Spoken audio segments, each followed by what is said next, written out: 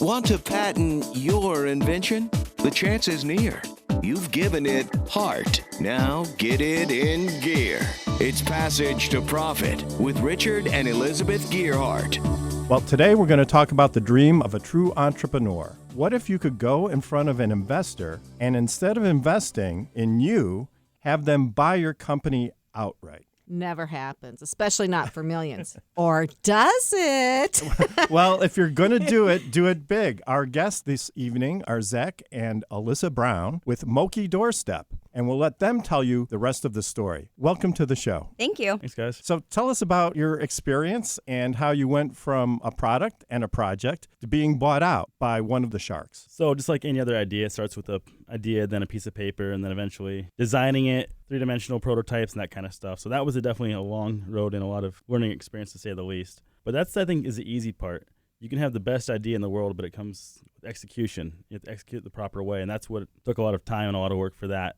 So from there, did a lot of research once we had the prototypes and, how do we want to launch it? Just roll it on social media, do a Kickstarter. There's a lot of decisions to be made. So we decided to do a Kickstarter campaign, research about what time to launch it, time of day of the week, all that kind of stuff, because there's all analytics. It's crazy, all the data behind that. So we did that, and from there... From the Kickstarter, we were reached out to by some producers from Shark Tank, and we were able to go through a very lengthy application process.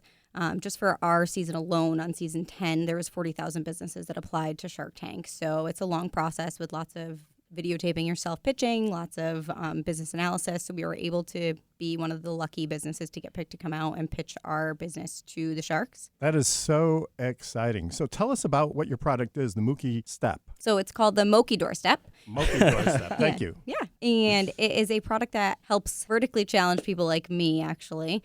So you're short. So people who can't see you on the radio appreciate 5 foot nothing. Yep. Woman after my own heart. Yes. 5 foot nothing, but I enjoy kayaking. I enjoy snowboarding. It's something that Zach and I have always enjoyed doing together, is a lot of outdoor activities.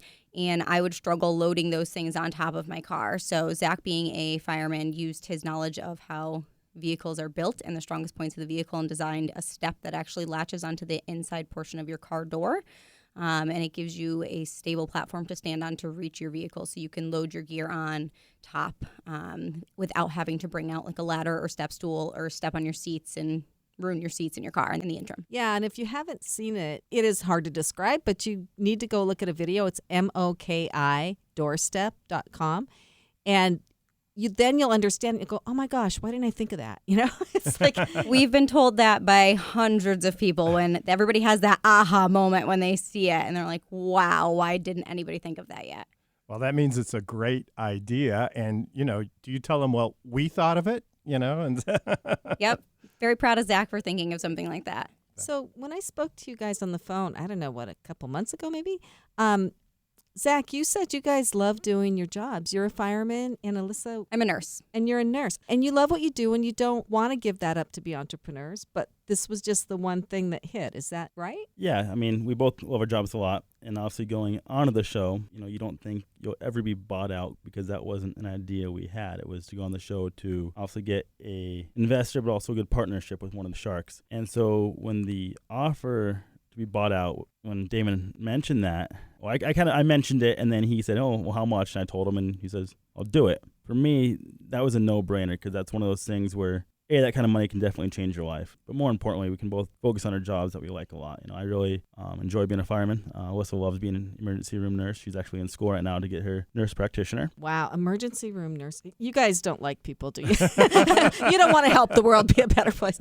Now, that's amazing. A firefighter, emergency room nurse. Wow, I can't think. It's the Browns to the rescue. Yeah. I don't know about that, but we do enjoy helping people. That's why we wanted to stay and continue doing our regular quiet careers compared to being entrepreneurs. So it's been a really interesting and satisfying ride. That's so refreshing, though. And how much money did you get from the sharks for the purchase of your company? It was $3 million. $3 million. So he actually gave us exactly what we asked for. Wow, that's fantastic. And how much did you invest in the company to start with? $40,000 of our own money. So no, probably more than that. Use our savings account. So the thing about that is when you use your savings account versus a loan or an investor, is that failure is not an option. because that's our own money. So that's one of those things where we're both very driven, but I think that gave us the extra spark and extra fire to just hammer down and do the best we could. Yeah, that's kind of what happened with Gear Heart Law.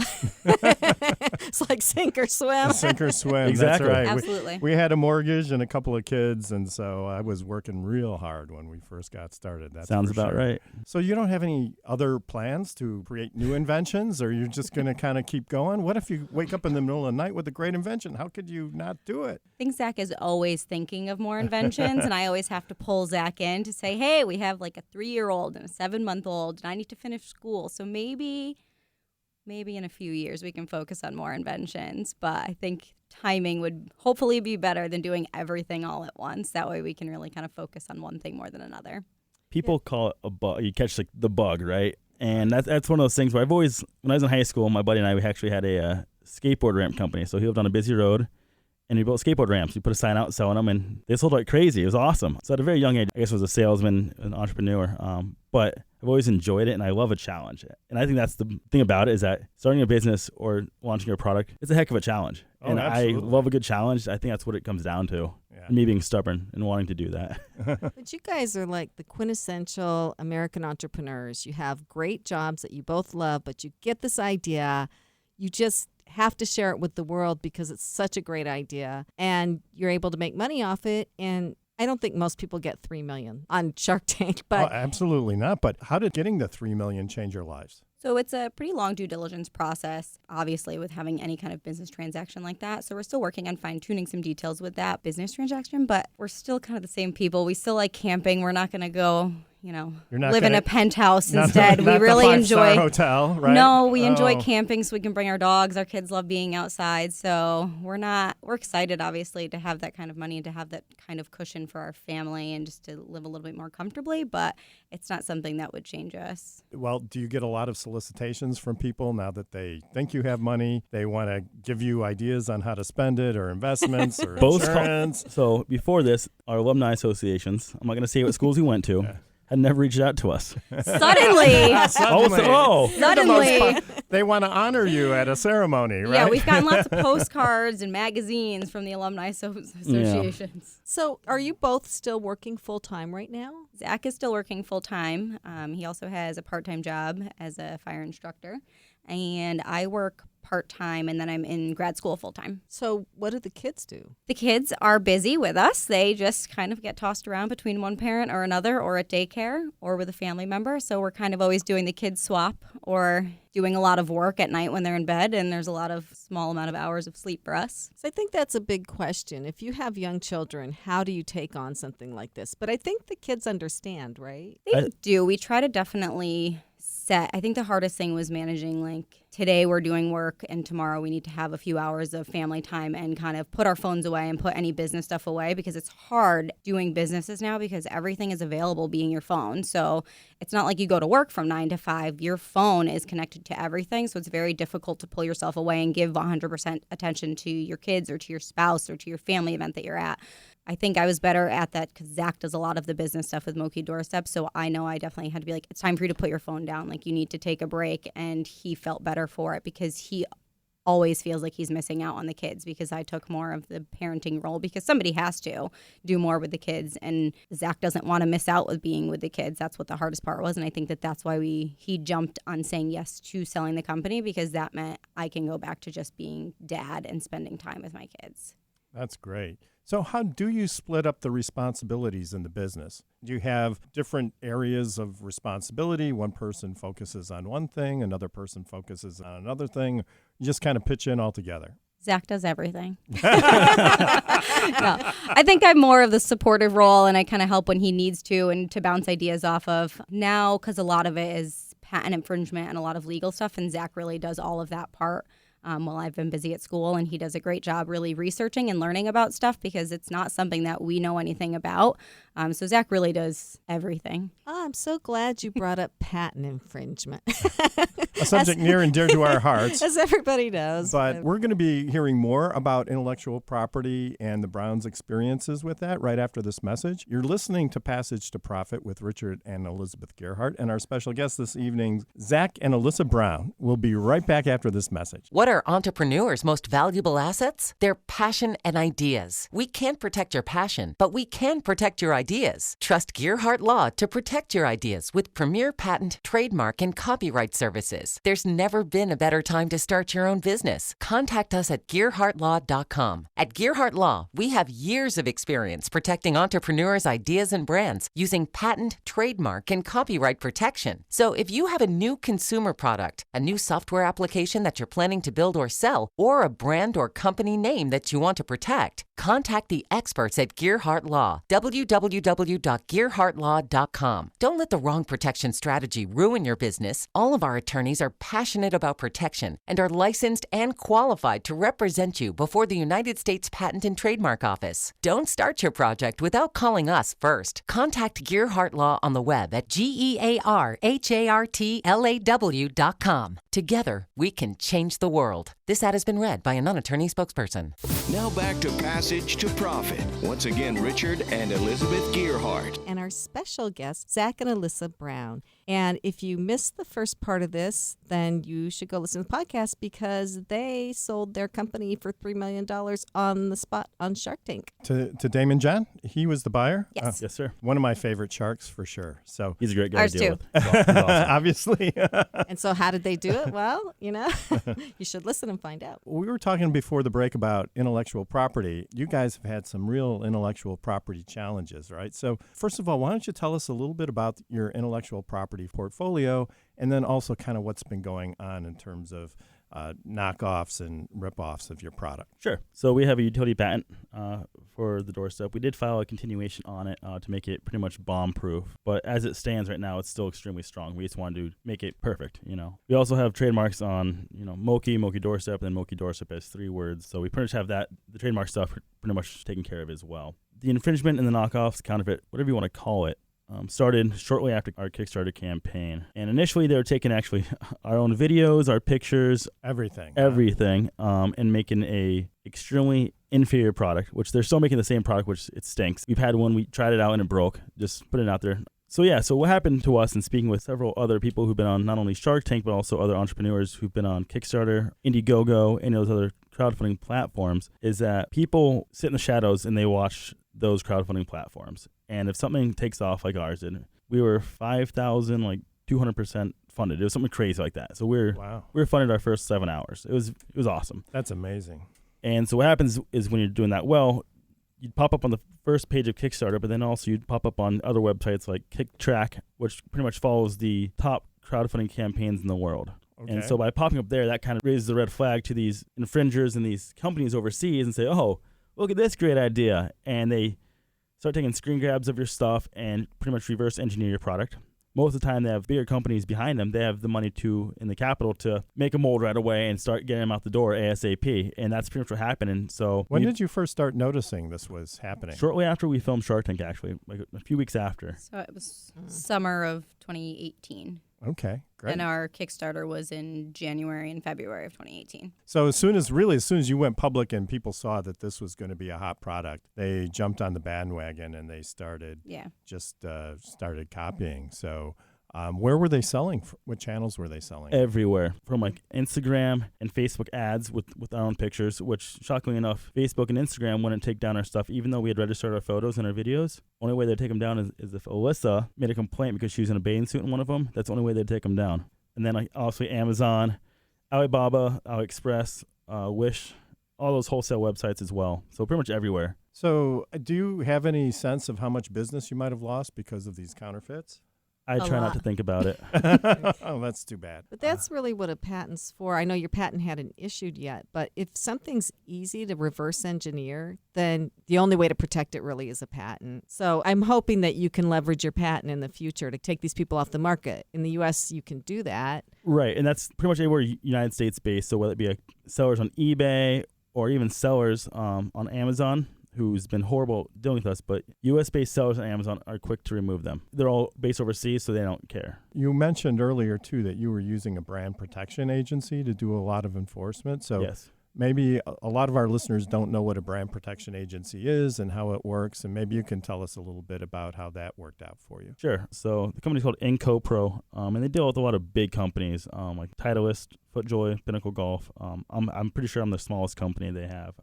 They're an international company, and they have pretty much like artificial intelligence, so it's machine learning, so they can upload your utility patent to the database for Alibaba, Wish, all those other websites, and they have all your IP stuff in there with their computers, I guess you could call it.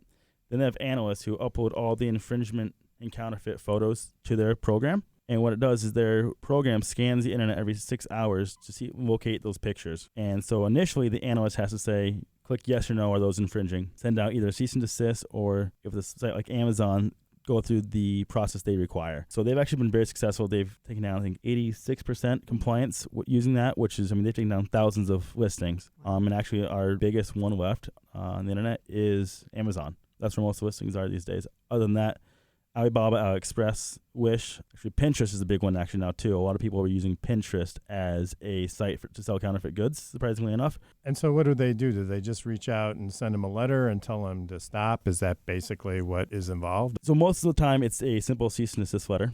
Or if it's through an Alibaba has an IP platform which you have to register all your IP through. And they have an agent from Alibaba. So you submit the complaint. The agent from Alibaba will then look into it and then submit a ruling. The sellers can kind of fire back at you, but it's one of those things where you just say, you've already show a precedence of that. They've taken down the same exact one before, and they say, yep, no problem, and they remove that listing right away. Do they reference the patent or the trademark in these letters? Yes. So do they try to sell it under your trademark too? Yeah. The biggest one out there, it's called SEV Doorstep. Originally, they had all of our stuff. Now they have nothing. I mean, just obviously the infringing product now. But most of them, still, if you go on like Amazon, you can't use the Moki name, but in the description, like how you can tag other things, like if you wanted to tag like Toy or Yakima racks or SUV or Toyota, whatever, that's one of those things where they'll tag Moki Doorstep. So that way, if you were to search just Moki Doorstep, well, you get all these relevant listings as well. And unfortunately, Amazon actually recognizes, so even though we are the only true Moki Doorstep, if you Google it, they actually might say Amazon's choice because they pay for that ad. Well, I mean, Amazon is one of the biggest online retailers still, and so that's a big nut that you have to crack. But it does sound like you are making some progress. And quite honestly, it is kind of great that you're having these problems in the sense that you've got a product that's so successful that other people want to copy it and intrude on your market. So it is, but it's really bad at the same point. Because it's an inferior product, the way it's made and the conditions that it's made in under those factories with those workers is that they can sell it for much less. Right. So at the end of the day, unfortunately, it's very possible that it could affect us directly for the fact that not only numbers and sales, but also then the relevant price point that we sell ours at. So where is yours made? Ours is made in China right now. We actually, funny story about that is that we had hired a manufacturing broker for the United States who went out and looked for a manufacturer for a product. And unfortunately, even with the quantities that we were looking at, which were quite a bit, no one actually would even quote us the job, which is very unfortunate. Yeah. So we're actually working right now to possibly go to Taiwan or somewhere else. We tried to bring it stateside here. We're still trying like heck to do it. So if anyone's hearing this and you're a manufacturer that can do die casting, let us know. And this is made of metal. Yes, right? it's aluminum, yeah. Aluminum, okay. Aircraft grade, yeah. Yeah, so if you can cast aluminum, hey.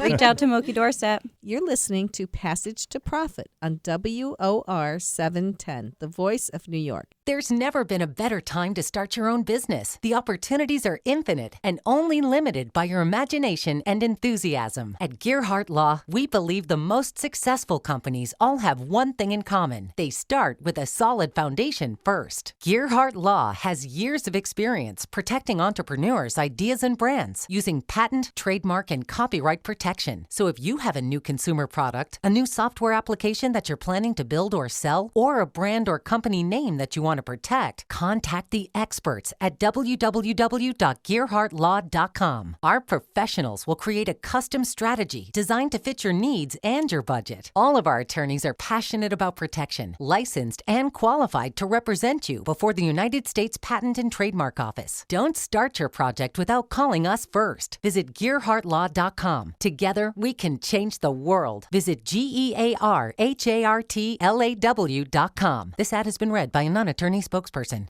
Passage to Profit continues with Richard and Elizabeth Gearhart. And our special guests this evening, Zach and Alyssa Brown with Moki Doorstep. Now it's time for the pitch part of the show. But before we start, the vital info. When you're listening to these pitches, think about which one you like best. I mean, you could say, what product would I buy? How did the person sound on the air? Just something that makes you pick one over the other and go vote for them. Go to Gearhart Law and scroll down to the Passage to Profit page, and you will find the poll where you can vote for your favorite. That's Gearhart Law, GearhartLaw. Everyone gets one vote, and the voting is open for 4 days until Thursday at 8 p.m. Don't forget to like us, too, on Facebook, Twitter, and Instagram. So get your friends to vote, put it out there on social media, see who can win this contest. And may your passage be short and your profit be huge. Each contestant gets 2 minutes to pitch, followed by a discussion with our guests and us. The overall best vote getter gets a professionally produced video of their pitch, a $500 value. And it goes on our YouTube channel. So I am very pleased to say that we have an alumnus here, Kevin Lane. He was on the show October 21st, 2018, and he actually found the show through Kenya Gibson, our media maven, and his product has just taken off. So welcome, Kevin. Thank you, guys. Thanks for having me back. I appreciate it. So you're really building castles in the air now, right? I mean, you're doing sand, you're doing snow, and the whole business has just taken off. Catch us up on what's happened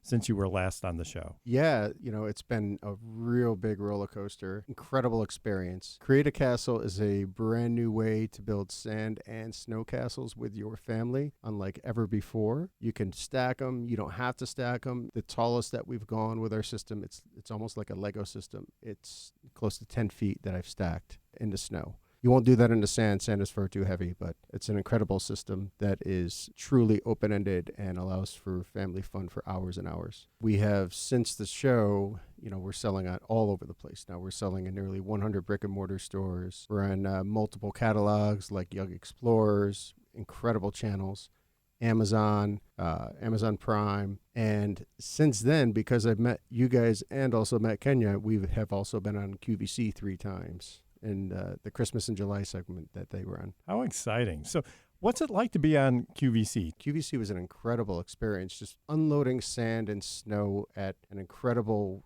channel like that. In the middle of the night and the morning with my wife, we both stopped and looked at each other and said, oh my gosh, are we really doing this right now?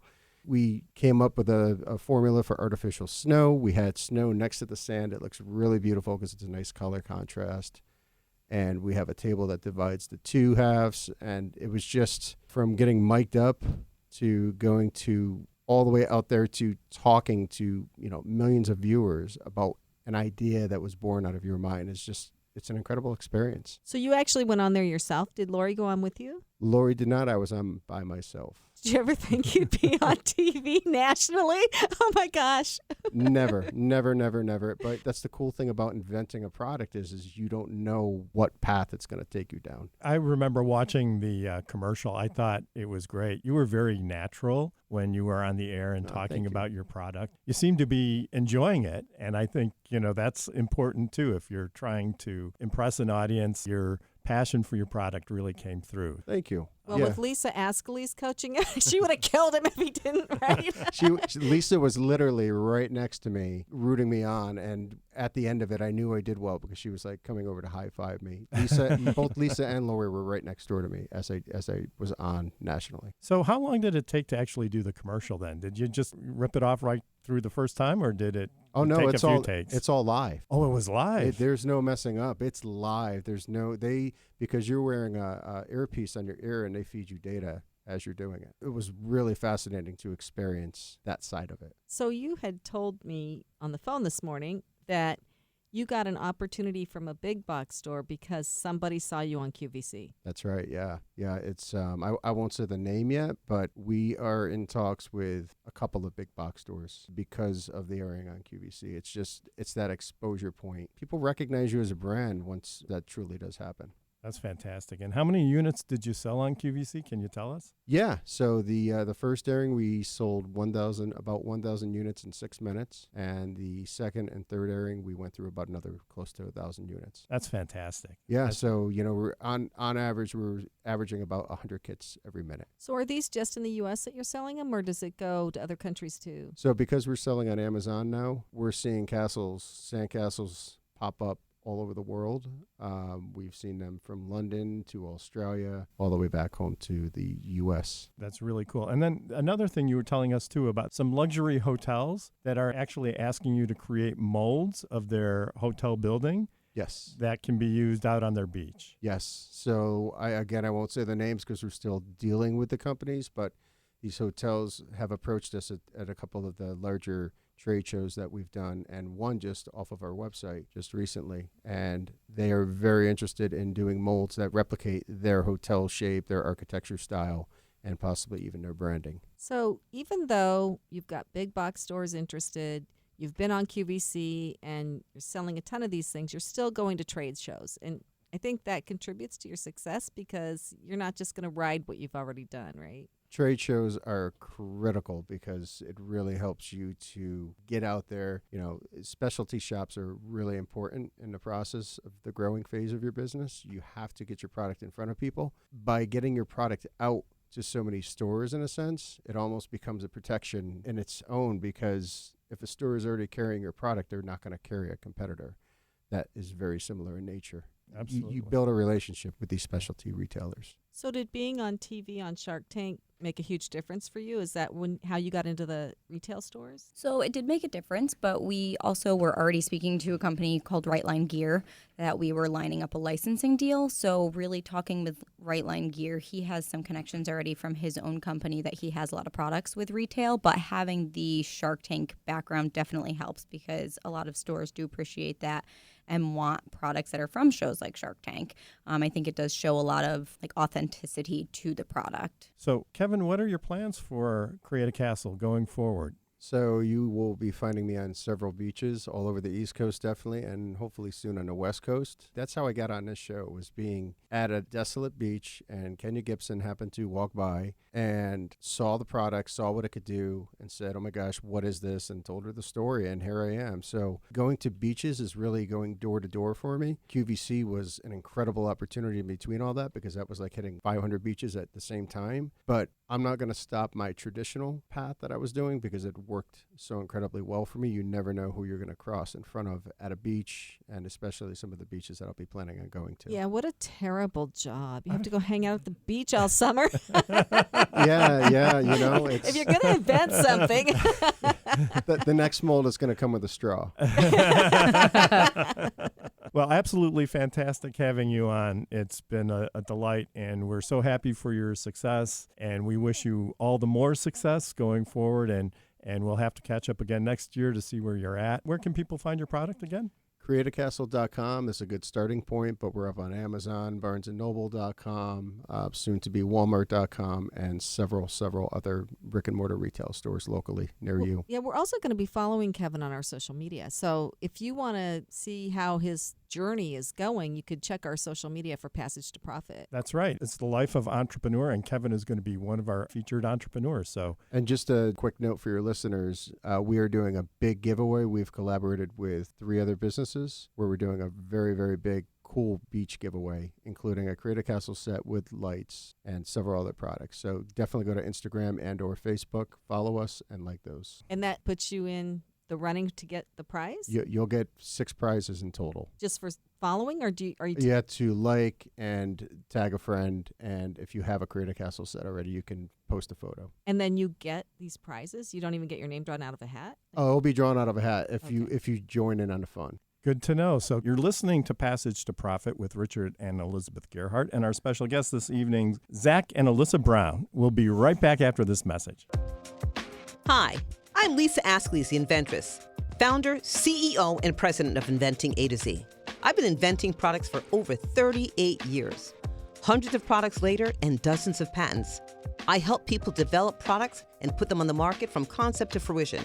I bring them to some of the top shopping networks in the world: QVC, HSN, eVine Live, and retail stores. Have you ever said to yourself, someone should invent that thing? Well, I say, why not? Make it you. If you want to know how to develop a product from concept to fruition the right way, contact me, Lisa Askeles, the inventress. Go to inventingatoz.com, inventingatoz.com. Email me, lisa@inventingatoz.com. Treat yourself to a day chock full of networking, education, music, shopping, and fun. Go to my website, inventingatoz.com.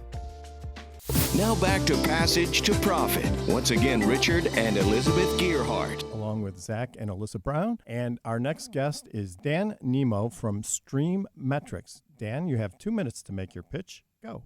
We are in the middle of the digital advertising world. We are an audience measurement solution for live streaming video and esports. There are millions and millions of people now that are not only playing video games competitively, but it has gotten so big that there are people watching these competitions, just like you would watch a regular football game or tennis match. As this audience has grown, brands and advertisers want to get in the game and start to advertise and make sure that they get themselves exposure to this audience, which, by the way, is typically a Gen Zer or a millennial that is typically hard to reach and is behind a video screen and, doing their thing quietly, and it's a very coveted audience. So what we have found is that the metrics around how many people are viewing, the type of person that's viewing, the demographics, where they're located, is very inconsistent, confusing, and sometimes lacking. So we were born out of this idea to try to help solve this and to help bridge for advertisers and brands, help them bridge into this new media as it's growing. Wow, that's fantastic. So where did this idea come from? I'm very fortunate to be part of this company called Stream Metrics that has, as part of the founding team, several very interesting individuals and participants. So one of them is a group of 2 people that had done audience measurement for mobile a decade ago when it was first coming out and had created this new methodology and approach to audience measurement. So it was partly that group. And then we also are backed by a group called Harris Blitzer Sports Entertainment, which is includes in its portfolio the New Jersey Devils and Philadelphia 76ers, as well as a couple of esports teams and organizations. And we really were working with those organizations to understand their challenges in trying to sell advertising and sell sponsorship within these competitions and within what they were doing. I have a media background. I was formerly with a media company called Bands in Town, which is a media that is promoting live music, working with Live Nation, Ticketmaster, and the likes, and selling sponsorship for the last 5-6 years. And so we all came together back in February, March of this year to help try to solve this problem. That's great. That is one of the biggest problems. All the marketing people say you have to figure out who your target customer is and go for them. But as you said, with these young people, how do you know? Because they're not on the traditional channels, right? That's right. And if you're trying to use your product or whatever it is to get advertising, the advertisers want to know, like, who's listening? How many hits am I going to get for my product? That's right. And so one of the biggest problems that we solved or started to see right away and that we're solving is just where are these people located? So if you talk about a traditional sports area or you're talking about going to a stadium, they're located in New York, wherever the stadium is. So this is obviously online. So the audience can be anywhere. So the very first thing that you start to see when you will Google questions of how many people watched, for example, the Fortnite World Cup Finals, which was held at the end of July at Arthur Ashe Stadium, how many watched online, is that the numbers you're given are global. So that can include people in France, can include people in China. But brands, when they do their media buys, are buying locally. If you have a campaign that's going to be running for the East Coast or even nationally in the U.S., which is actually an exception, you don't want to be advertising for people that are watching in France. It's a totally different audience. You have different marketing, different language, etc. So the first thing we're able to do is figure out who is in the U.S. And then beyond that, we're able to segment down into, they call it the designated market area, the DMA. So is it around Chicago, around New York, around LA? So that's one thing we're able to do. So what is the percentage of people who are watching sporting events through streaming on their computers, cell phones, versus the more traditional TV, Sure. live attendance? I think the best way to answer that, we've just come out today actually publicly with our report on the Fortnite World Cup final. We analyzed just the finals day, which was Sunday, July 28th at Arthur Ashe Stadium. So 16,600 people were in attendance, and we were measuring the number of people that were watching online. The metric that's used is actually still very confusing as well, because you'll read reports that get up into the millions, which are measuring a peak viewership point in time.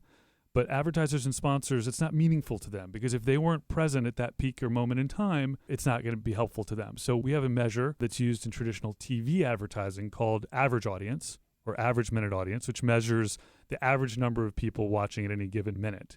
So it was a 5-hour broadcast and the number was 90,000. That compares to the number of people that would watch an average San Francisco Giants baseball game during the regular season. You got to be kidding me. People are watching other people playing video games like they would watch a football game. Yeah, absolutely. Fortnite has become extremely popular, but there's others. There's 17 other major sports that are creating these competitions, esports. I love watching Sean, our son, when he comes home. He plays video games, and we'll sit there and we'll talk, I'll watch him play. He's really good at this stuff, and it is kind of engaging. I'm a huge sports fan all my life. So one of the gentlemen here asked me if I'm a gamer.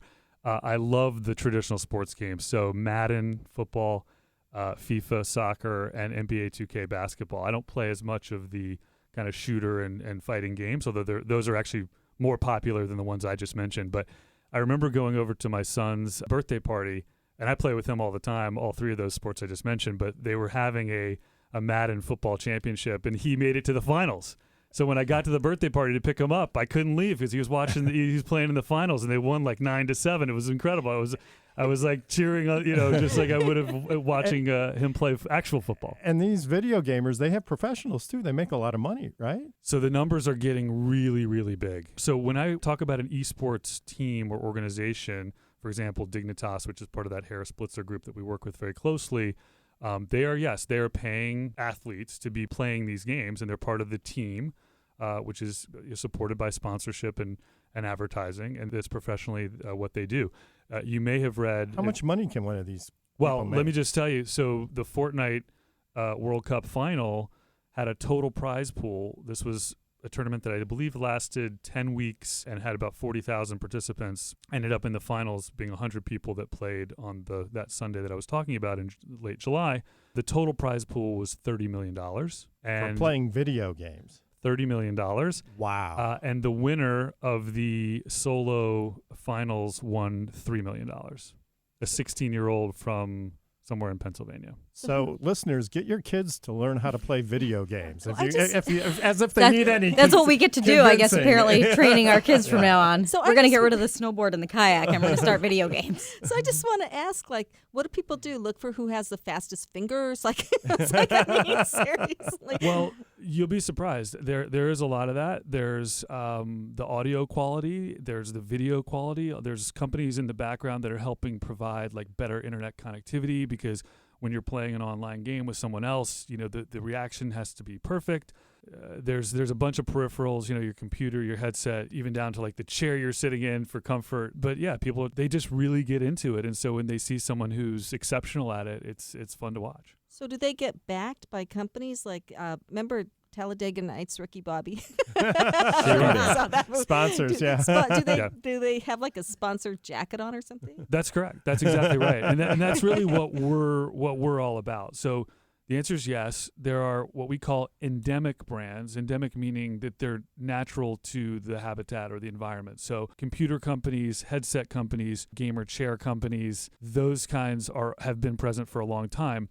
What we've been working on is trying to get what we call the non-endemic brands, so just Heineken's, the American Expresses, the Coca-Colas, a lot of whom have started to participate in this as they've seen the audience growing, but they're doing it on an experimental basis without the measurement that we are now providing. So we believe that by providing what we're providing, it's going to provide a safer and more measured, intelligent way for those companies that you're mentioning to sponsor and to become known in front of this audience. We need your website real quick, and I want you to explain the extension. So we are at www.streammetrics, that's 2 M's, so streammetrics.gg, and that in the gamer world stands for good game.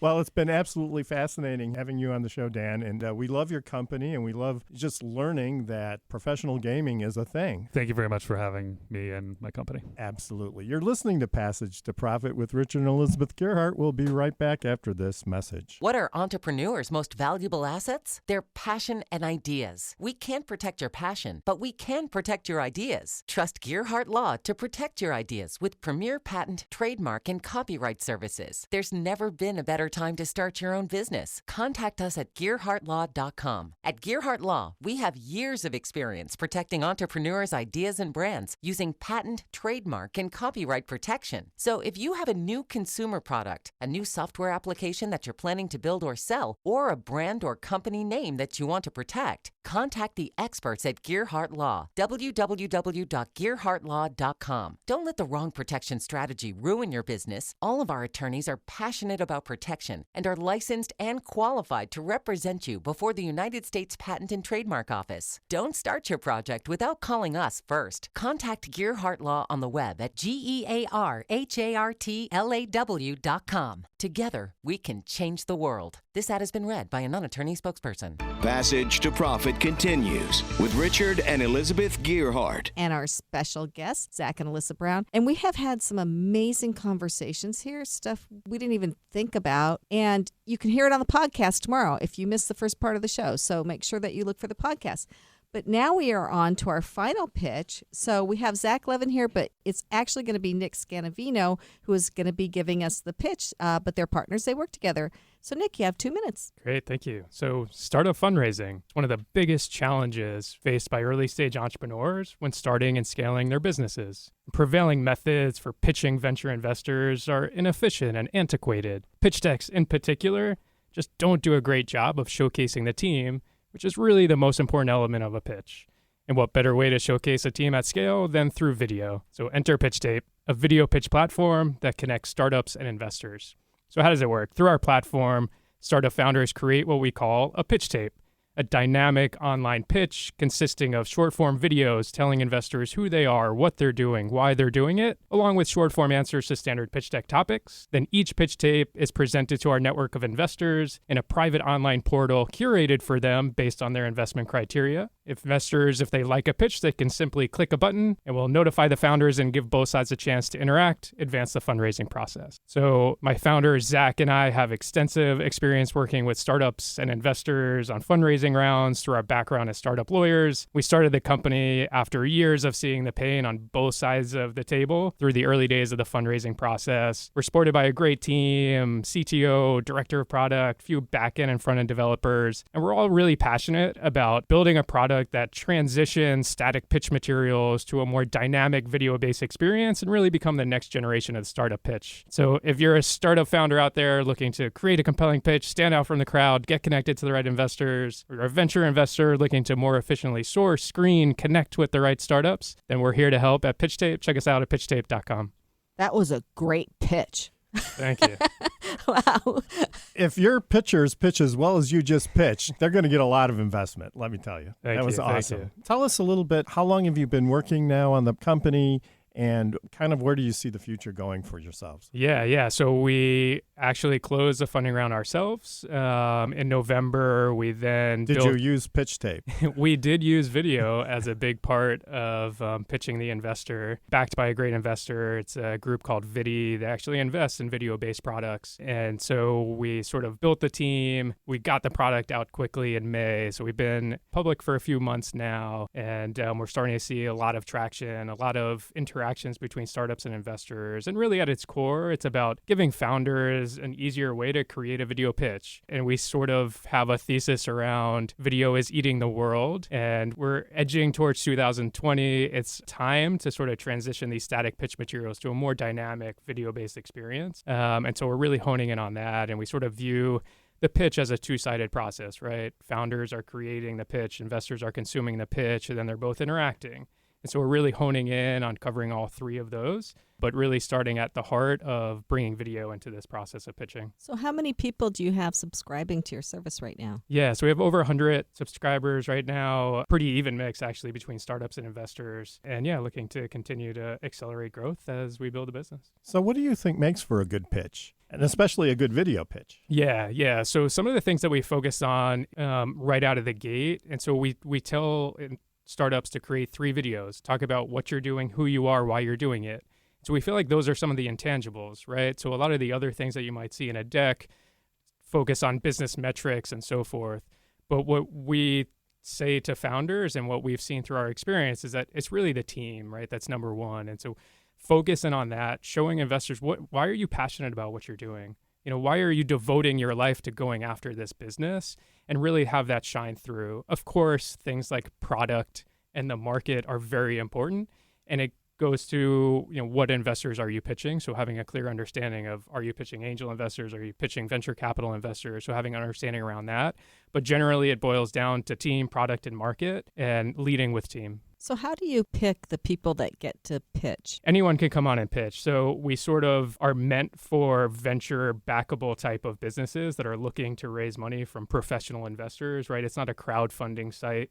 It's really focused on that venture backable type of business. And so if you're looking for more of a lifestyle type thing that you're going to run yourself for a while, maybe not perfect. But if you're looking to sort of create the usual venture pitch, then we're the right place. Does it happen that certain pitches attract more attention than other types of pitches? Is there like certain pitches that have sort of clusters of interest from the investors? I wouldn't say there's any one more than the other. I think it's sort of, we have a broad mix of startups on the platform at this point. They're all tech companies. It's really focused around tech and companies that are differentiated by technology. So yeah, I wouldn't say one more than the other. So what feedback are you getting from the investors? Because it's hard to get in front of an investor and get them to really listen to your pitch because they are bombarded constantly. Yeah. So one of the things in the early days that we were hearing is investors are getting hundreds of decks in their inbox on a regular basis. And oftentimes it's just a struggle to get through them, but they feel the pressure to get through them because they don't want a situation where a startup landed in their inbox that they didn't look at that then became $1 billion business. But they actually really need to figure out how to narrow it down. We're all pressed for time, right? And so that's sort of why we've built in sort of this matching aspect of our business. So as an investor, if you focus on the healthcare industry, you tell us that, and we'll show you pitches that are in the healthcare industry. So we just had a question from one of our audience members here, and they wanted to know, how long should the pitches be for the video? So right now we say 3 videos up to 60 seconds each, right? So general data around even pitch deck consumption, it's usually about 3 to 4 minutes that investors are looking at a pitch. And so we try to keep within those bounds. You want to convey as much information as you can, but you've got to keep it succinct. So try to keep it to videos under a minute each. And do you have like a template or a format that you prefer? No template or format. We give sort of prompts and guidance on each video to say, hey, here are some things you should think about as you're answering the question, what are you doing? Or here are some things you should think about when you're talking about your team or why you're doing this. So we give prompts to sort of walk startups through the process and hone in on things that we've seen through our experience that investors are looking for. As I mentioned before, time is very valuable for investors, all of us actually. Is there a vetting process you guys go through with these companies to make sure, all right, it's a legit thing and therefore you're not wasting anybody's time? Do you guys offer that? We don't right now, right? Like at its heart, we're a technology company. We're giving founders a way to create a video pitch. And so we're innovating on the way that you can more easily create a video, share a video, and the way investors consume it. So, the heart is let's create a great innovative product that transitions these static paper decks to a more video-based experience. But certainly as the marketplace builds out, that's where opportunities will lie, and really honing in on who are the right startups for the right investors and nailing that founder-investor fit, which is actually a key part of fundraising. So after an investor has signed on to your program and watched these videos, do they ever go back to the old way? I can't imagine that they would. Yeah, well, I'll share an interesting story there. So our director of product, Olga, she mentioned recently, so we have our daily stand-up every day, the entire technology team. We all get on a video chat and we talk about what we did in the last 24 hours, what we're going to do in the next 24 hours. and it's video based. And when she first started out, being on video every single day was very odd, and it was easier to just dial into a conference line, which was what we were used to in a business setting. And just so happened that she wasn't able to get on video recently, and so she dialed in from her phone and said, wow, this was like such a worse experience of interacting with everybody without being able to see you. Like, that video really resonated. And so whereas before I felt like the video part made me really uncomfortable, now I can't imagine it any other way. And so I think we're probably going to get there on video pitches as well. You know, the paper is just not going to do it in the future. So what are your biggest hurdles right now? I guess I'd say we're focused on three things: enhancing product development, really honing in on how we innovate the product. By the product, do you mean the software? Yep, the software. Next, we are looking to strike partnerships with key customer acquisition distribution channels. So programs like accelerators, incubators, angel groups, and such, they're seeing hundreds or thousands of applications. And we think sort of having a more video-based deck will allow them to more quickly screen the applicants that they're getting in.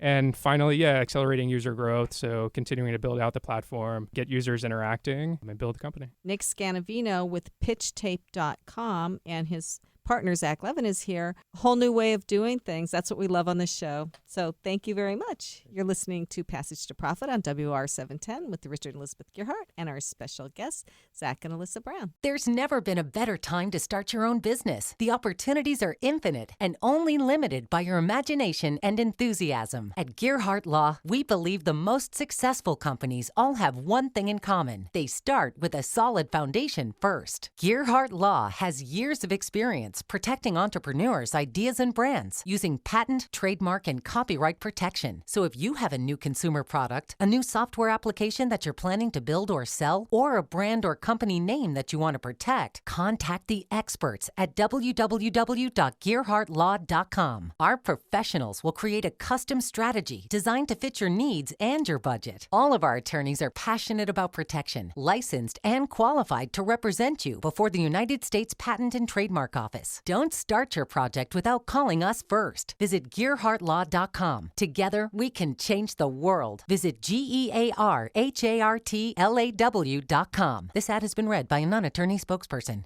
Now more with Richard and Elizabeth. Passage to Profit. These were amazing. And if you're unfortunately just tuning in, the podcast will be out tomorrow. And this is crazy stuff. It's stuff nobody's been doing before. It's really interesting. And remember, everyone, to go to the Passage to Profit page at GearhartLaw.com, GearhartLaw,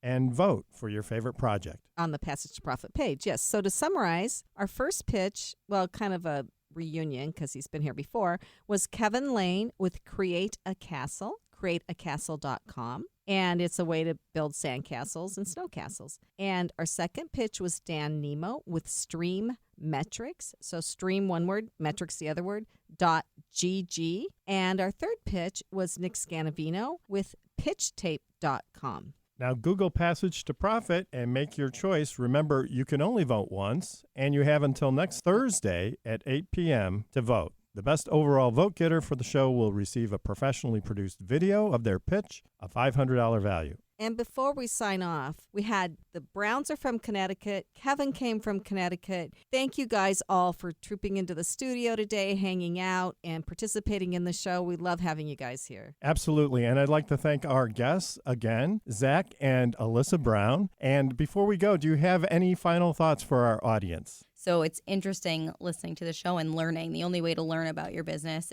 is to research and listen to other people's failures and ideas, basically, to better yourself. Absolutely. I mean, I'm excited to build a snow castle. I'm not going to lie. I know my daughter would love one. So I'll have to, yeah, and also, I mean, the gaming world, I mean, I've seen it on ESPN, and it's crazy. You know, now I think drones are being part of ESPN. I mean, who would have thought 10 years ago that computer games or drones would be on a sports channel, right? So I think they're right on the money as far as with that company, what they're doing. I think they're on the forefront of that as well. And then also with Pitch Tape, they great guys, but also a great idea and concept behind. That's one of those things where people are going to personal, and I think by video chatting, people can actually see, are you personable? Are you likable? 'Cause that's one of those things they say all the time on Shark Tank is that, you know, we invest a lot of the time because they are likable. Obviously, you need a good product and all that, but behind the product is the people who are running the company. And are they someone that they can work with on a daily or weekly basis? And if they're not, well, then you may not invest. And I think a video kind of portrays that very well. And your website is Moki, MOKI, doorstep.com. And this has been great, you guys. Thank you so much. And we also have other people to thank. Our media maven, Kenya Gibson, our scrumptious producer, Noah Fleischman, our incredible engineer, Rob Barretts, and the whole iHeart team. And listeners, don't forget to join us next week for another excellent speaker and another round of pitches. And you can start thinking about what your pitch will be. And don't forget to like us on Instagram, Facebook, and Twitter. Passage to Profit Radio on WOR 710, the voice of New York.